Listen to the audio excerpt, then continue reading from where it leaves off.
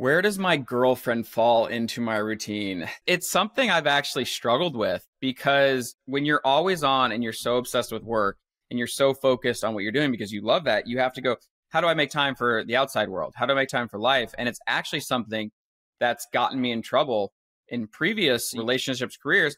And it was more from the stimulant side, but the ADHD side of you're so focused that you do forget that other stuff and you do forget how to pause it. And so what we do now that actually works is it's always sort of this connection, this call, this chat, this catch up around the 5 o'clock time when we're both off and we can at least have our moment, putting her into the routine, as weird as that sounds, where she goes, this is our time to talk. And then on weekends, it's okay. Is this a weekend where it's going to be working? Is this a weekend off? And fully committing to the off because there's no together and work. It really is all or nothing. Welcome to Successful with ADHD. I'm Brooke Schnittman. Let's get started.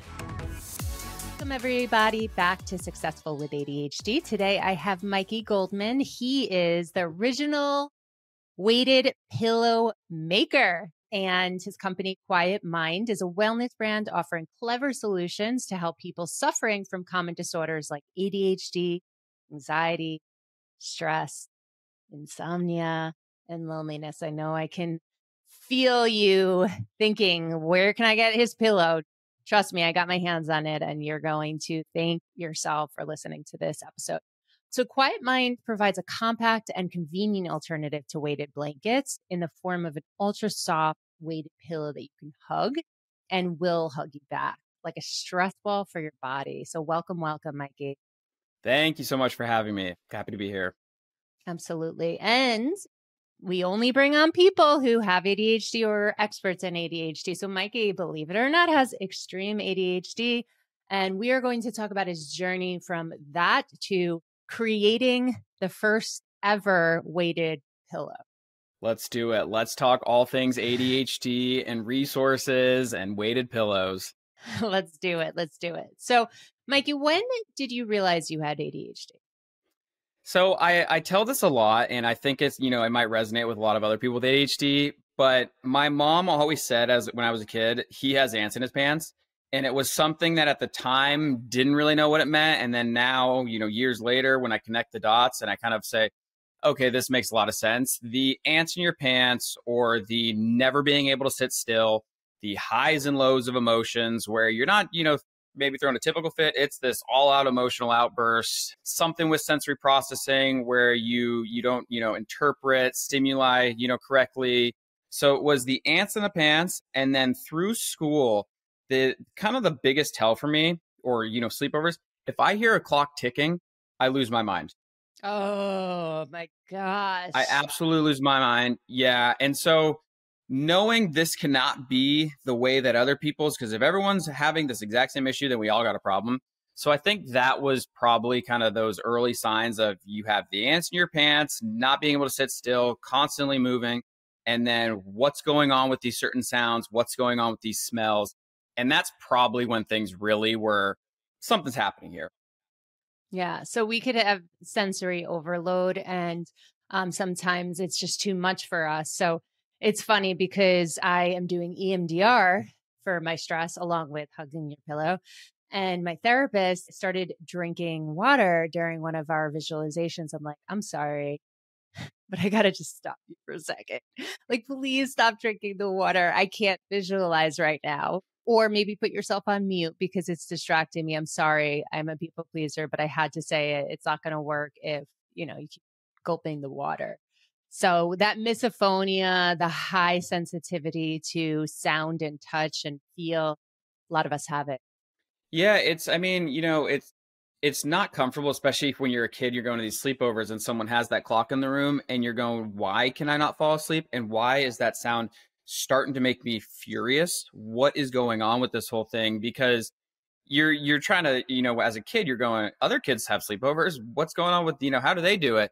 And you can't understand why there's this frustration in your brain. And I mean, even, stuff where it's bad to say sometimes where you're in an Uber, you're in a taxi and there's a smell there. And that's the same thing where you get so frustrated. And it's these moments where like you want to throw up. Yeah. Yeah. And I get angry and you spiral because of this anger. You're going, why would the person do this? This is so rude. And it's the same type of anger that comes with sounds. And, I mean, to your water story, one thing I do have a huge water. So now I'm going to be very self-conscious while grabbing my little water jug. I have coffee and water. Okay, I'm not doing a visualization right now. Okay. And I'm actually going to move the microphone like, while I sip on my... Okay. Go for it.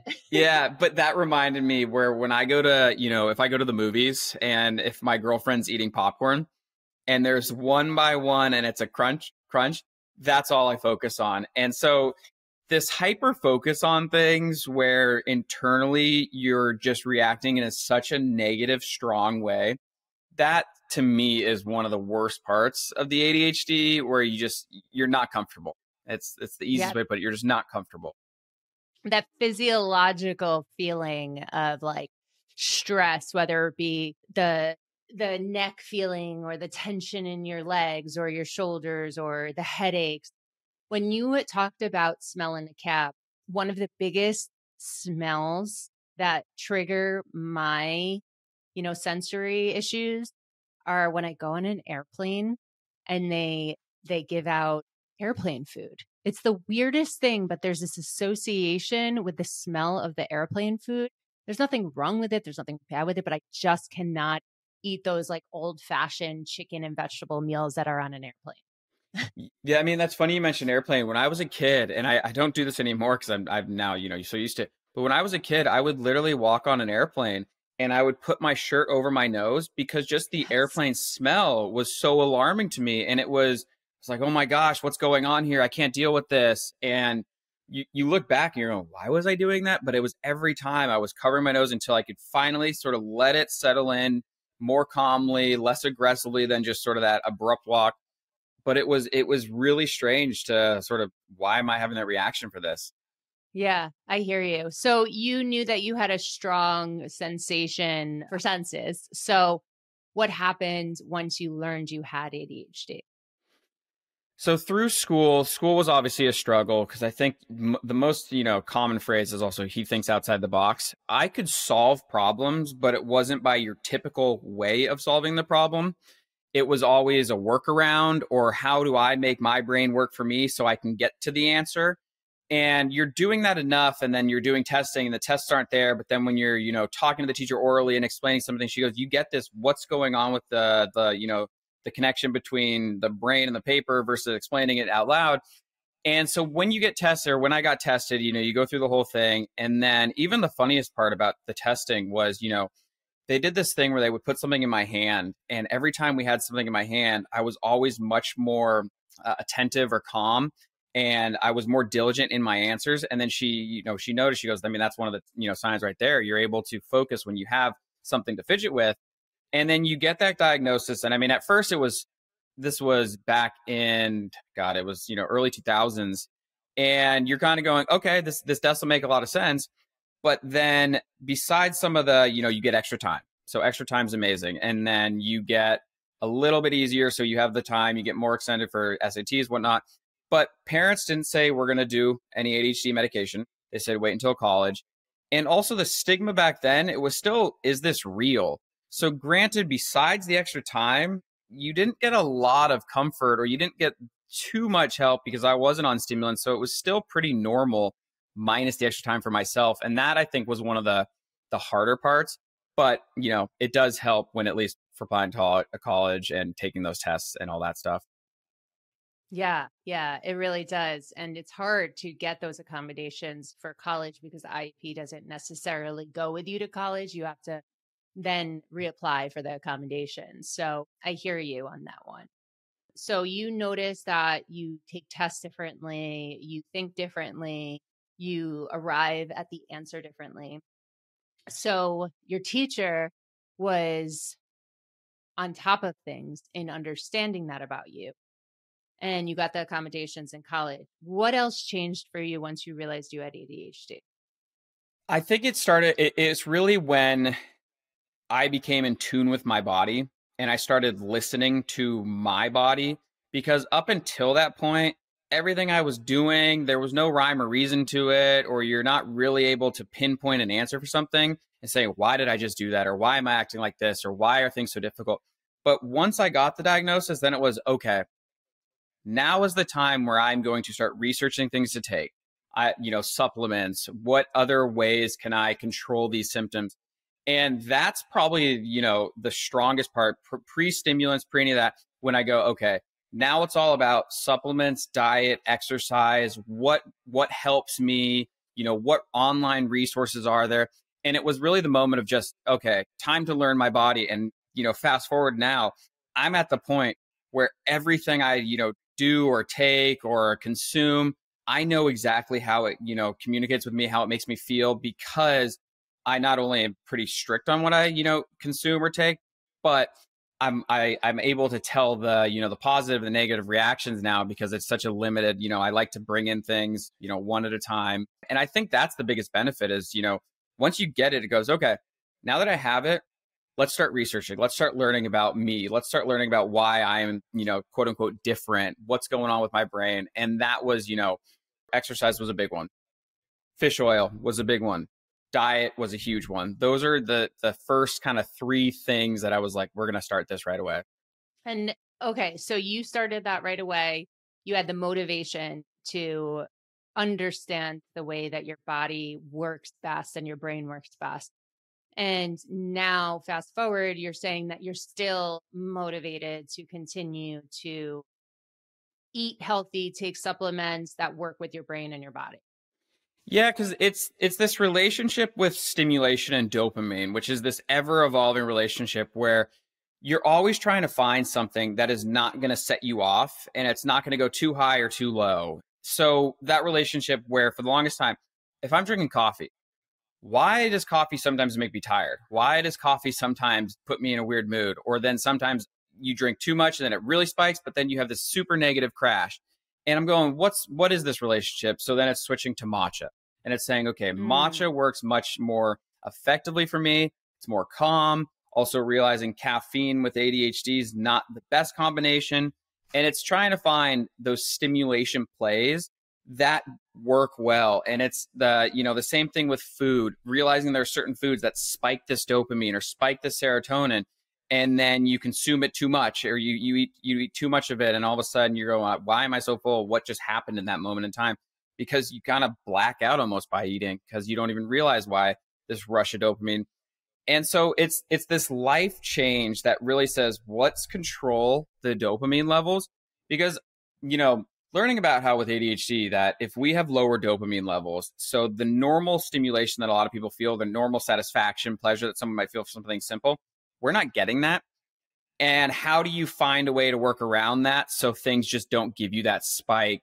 And that's why I'm always saying it's an evolving thing, because I'm looking for ways that spike me just enough, but don't make me obsessed or make me, not lose my mind, but, the equivalent, I guess, a little lesser tone of that. Yeah. Yeah. You kind of hit on something that I was going to ask you, and it was biting my tongue, but I will ask you now that you hit on it. But first, I'm going to ask you something else, not to confuse you.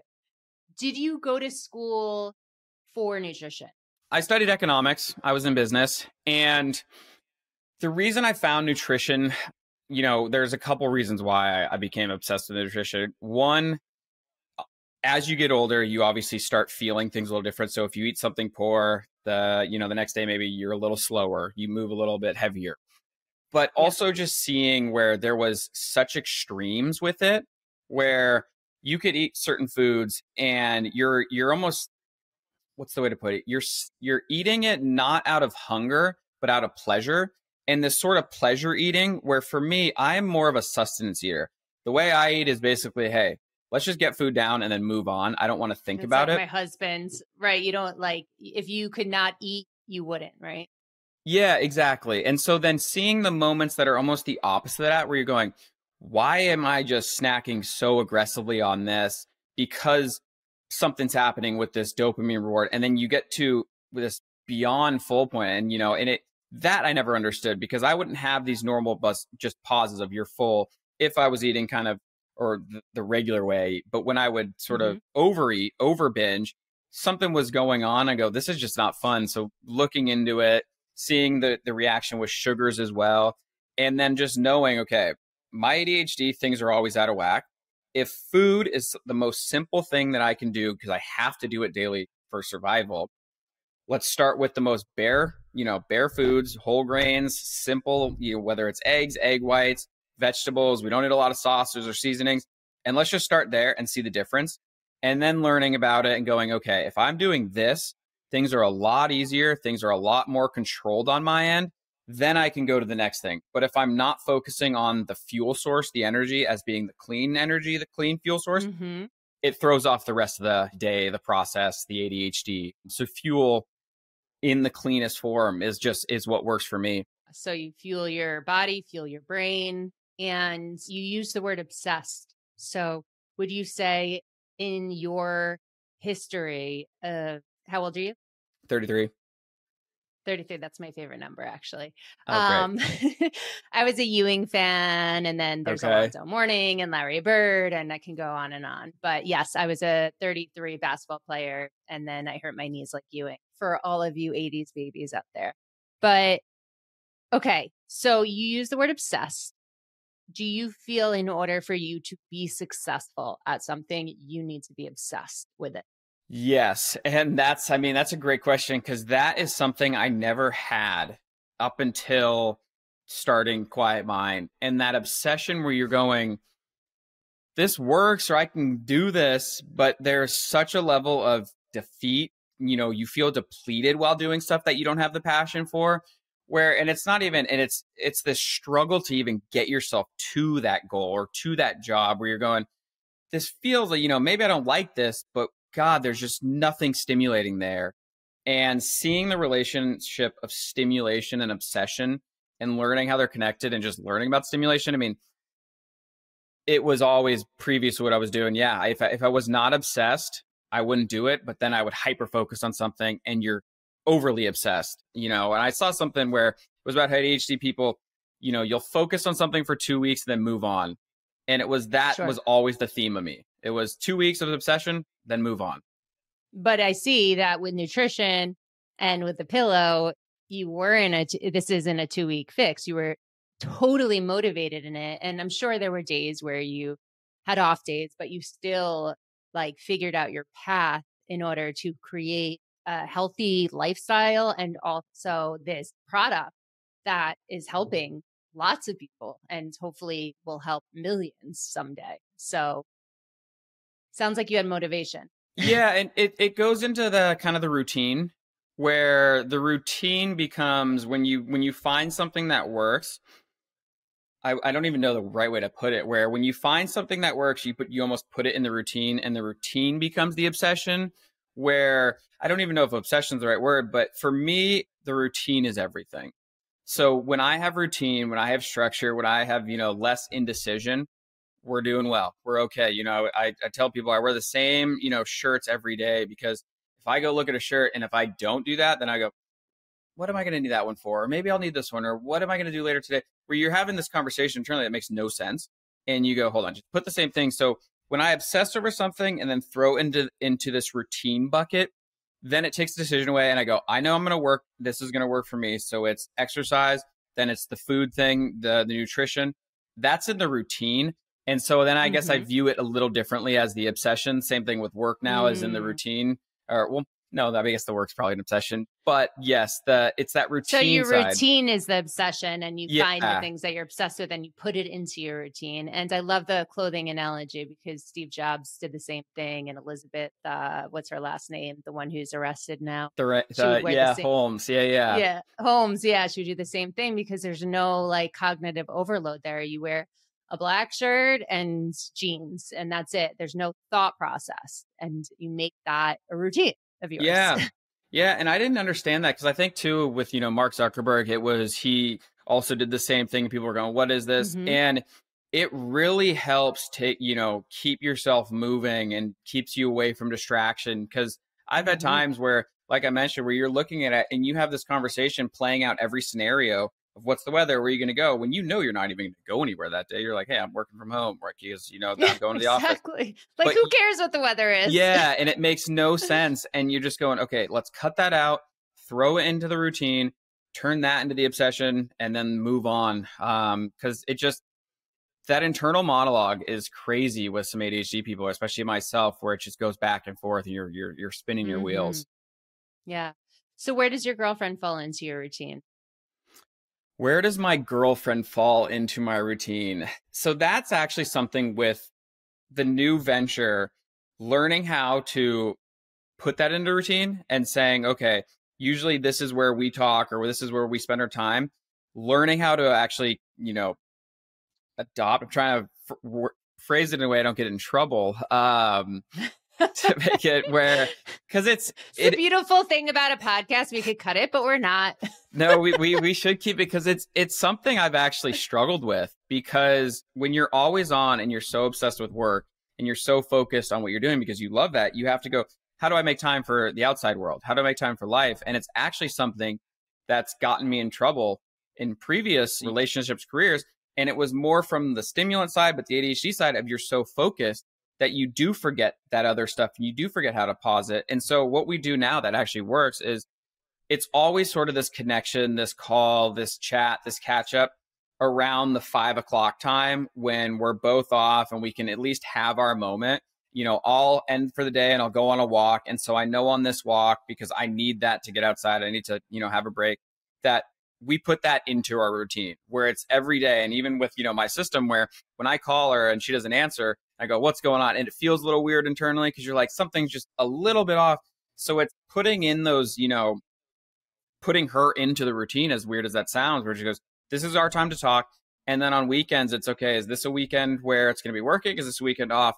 And fully committing to the off, because there's no together and work, because there's no in between. It's all or nothing. Yeah, it really is all or nothing. And it's funny you asked that, because looking at previous relationships and previous careers when I was doing, I come from tech marketing up in Silicon Valley, and with the previous girlfriend or previous relationships, previous family, there's this sort of drive and this obsession and this way you tune out the world. And whether that's on your computer, whether that's with stimulants, or whether, whatever you're doing, that coming up for air, going, hold on, I do need to incorporate the rest of life into what I'm doing, because it can turn into a blackout at times where you go, wait, what is going on with everybody else? Why am I not, being as connected with my family, being connected with girlfriends, with friends? Because you just kind of forget, which is, it's the simplest way to put it. You just forget.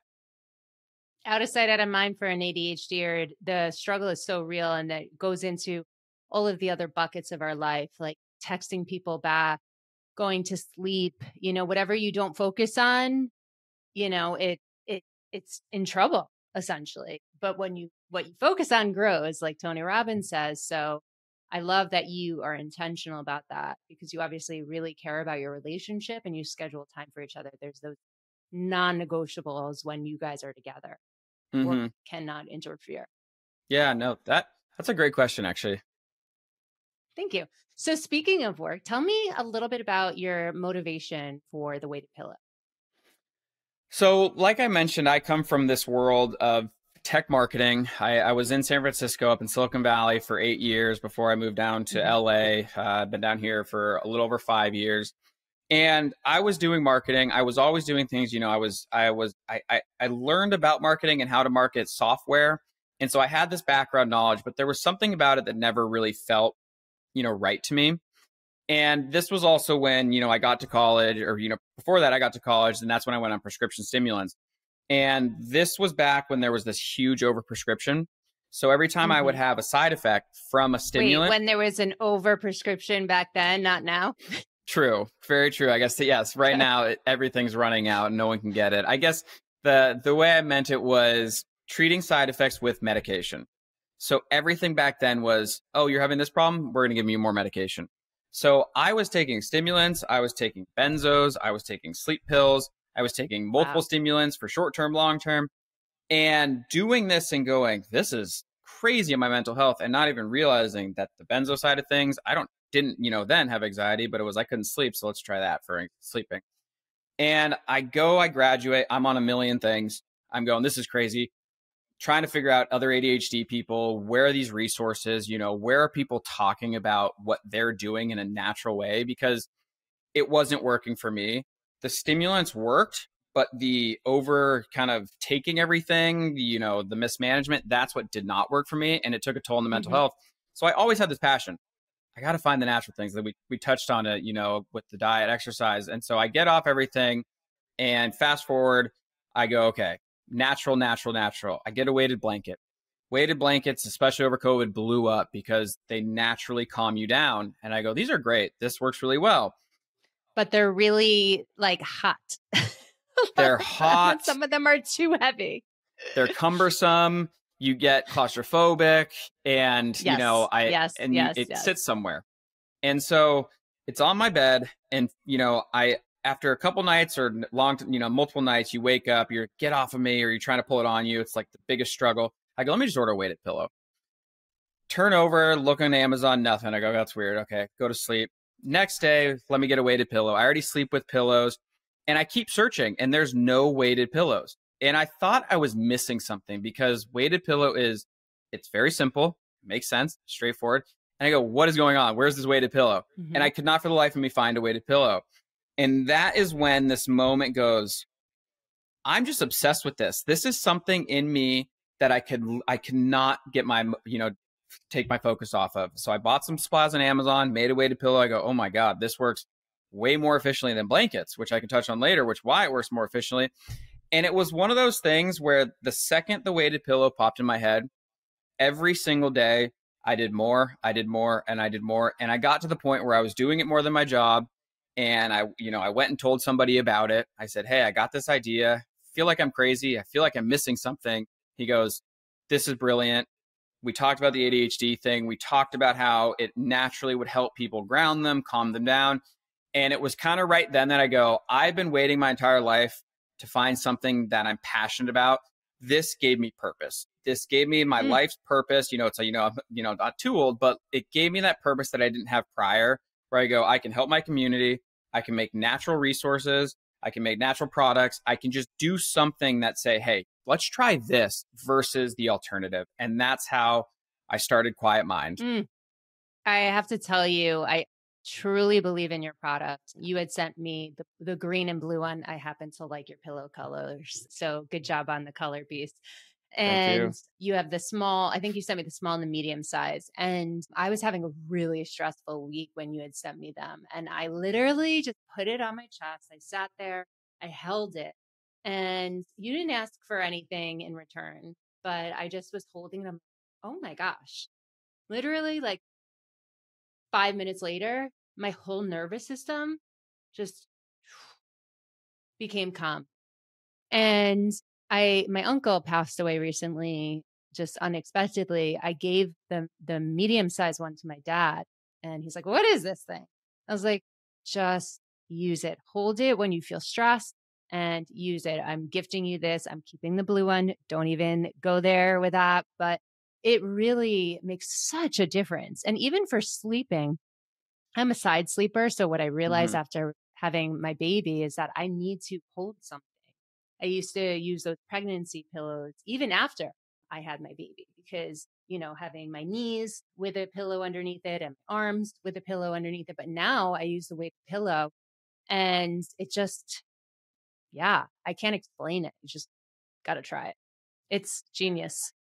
Well, thank you. It was one of those moments too, where people, you hear weighted pillow, you search weighted pillow, like, okay, this isn't here. And I, after building the weighted pillow, I kind of learned what maybe, or like, hypothesized why people probably didn't jump into the weighted pillow, because I obsessed over the details to help with sensory stimulation and how to make the weighted pillow work for your nervous system, how to make it work with your body, where it's not this beanbag, it's not this, poorly made thing. And I go, okay, for your nervous system to work, when you place weight on top of you, it's called deep pressure stimulation. And it's this reaction that begins to start with your nervous system, where the goal is to go from fight or flight to rest and digest. And it does that by pressure and weight, increase serotonin, increase dopamine, increase melatonin, while decreasing cortisol, the stress hormone. And so if you're getting all of that, that those neurotransmitters to react with pressure and weight, you have to then tell your nervous system, we like this. We are comfortable with it. So in our weighted pillow, we came up with this, patent pending design to hide the weight. So when you squeeze it, it literally feels like a pillow versus I made different prototypes where you could feel some of the hard stuff inside, and you're going, this doesn't work. And you're getting kind of uncomfortable, and your nervous system saying, nope, we don't like this. So we had to hide it.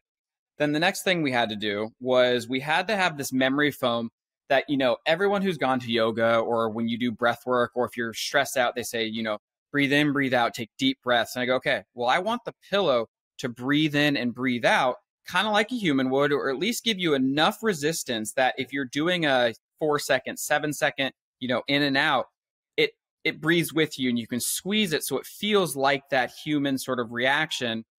And so doing the special memory foam and making it, blend in with the weighted core, that was the next component. And then finally, it was the fabric. I talk about fidget spinners or sensory processing disorder. I wanted the fabric where really give you this feedback for your fingertips that goes, ooh, I like this. There's more sensory stimulation to aid in the overall experience. So then you're really able to say, when you place it on top of you, hey, your nervous system goes, okay, we like this. That's okay.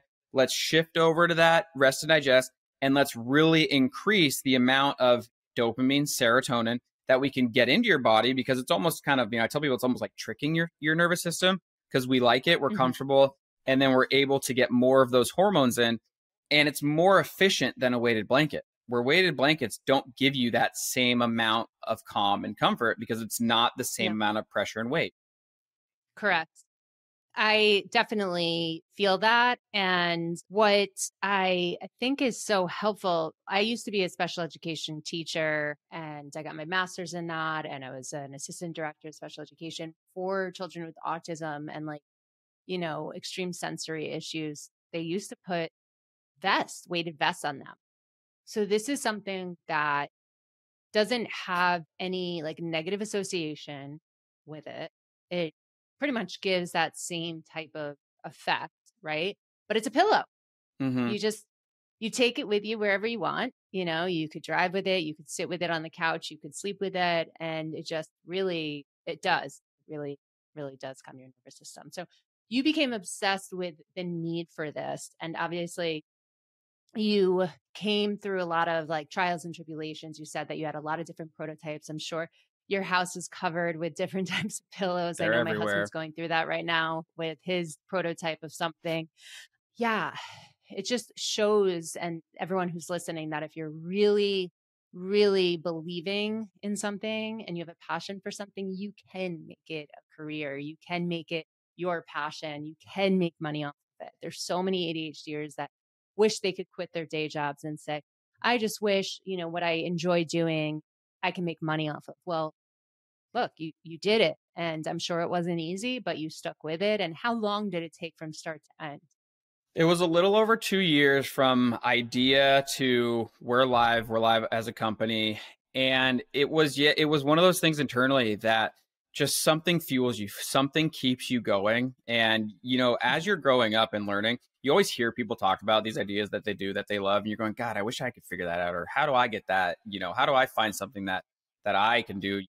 But you don't search for it. It comes to you, right? This is the weirdest part of the story, where the way it popped in my head, where I was just sitting there, it could not have been more clear.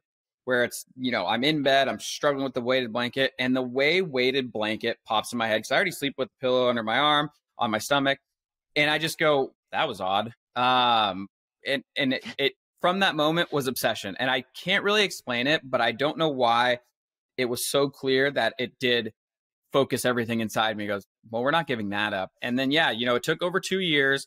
This was also over COVID. I think 2021 was when we started in, I want to say April or March was when the idea, and I first reached out to someone. And then it was figuring out, okay, I got to learn how to do direct to consumer. I need to learn how to build a product. Who do you reach out to? I tried to do it locally. Then I had to go over back to China to make it, because the supply chain, and locally everyone wanted to build the stuff in China anyway. So it was really hard to figure out, how do you do this?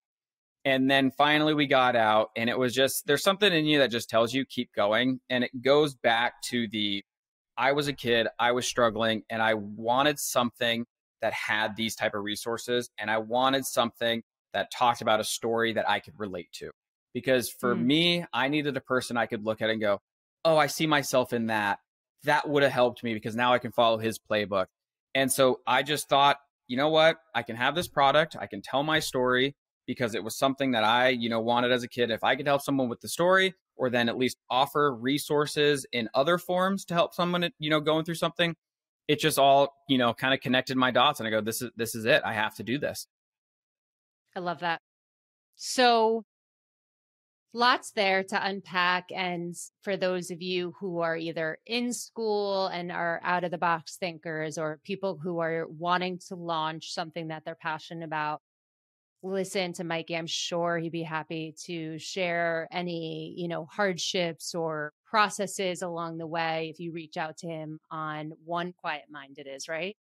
Yeah, I mean, you can shoot me an email. It's mikey@onequietmind.com. The company name is Quiet Mind, but unfortunately there is a quietmind.com that somebody has had for like 30 years or something. They're not willing to give it up. So right now it's onequietmind.com. You can reach out to me at mikey@onequietmind.com. Our Instagram though is Quiet Mind, which is pretty fun. So you can find us on Instagram. And then the last thing I'll say about the pillows, which is actually one of the sort of the secret weapons or the magic sauce with our pillows compared to blankets. When you hug something for 10 seconds or more, you release oxytocin.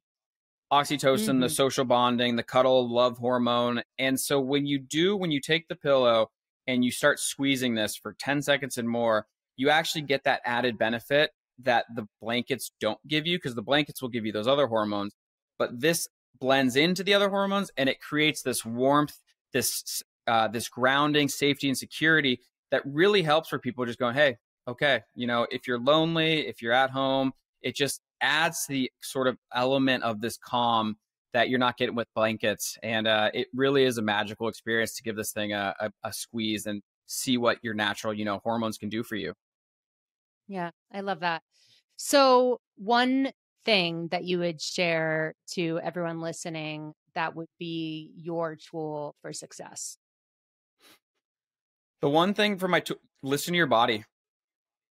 I think it could not be more clear as I got older to go, whatever is going to work with my body, we're going to do that. Because you can fight it, you can try and do things that don't. But for my success, it has always been, especially as of late, if I eat something and it works, perfect. If I don't, we're not doing that anymore. If I do an exercise that works, or, a time for me that works, which is the morning, we're going to do that. And it's whatever I can do to listen to the body and say, add the things that work, we're just going to keep it that way. And so I'm always listening to my body every single day, because if I don't, something goes wrong and you cause it to go haywire. The nervous system gets out of whack. So the best piece of advice, listen to the body and let that be kind of your. Love that. Well, Mikey, thank you for coming on today, and we'll share where people can reach you in the show notes. And I just appreciate your time and your innovation. Well, thank you so much for having me. I love talking ADHD. I love being a part of this community. I think it's a small community that we're finally growing. We're being talked about. So I love how I can help. And yes, please, anyone reach out to me. I do like it. Thanks for listening to this episode of Successful with ADHD. I hope it helps you on your journey. And if you need any additional support for you or a loved one with ADHD, feel free to reach out to us at coachingwithbrooke.com and all social media platforms at Coaching with Brooke. And remember, it's Brooke with an E. Thanks again for listening. See you next time.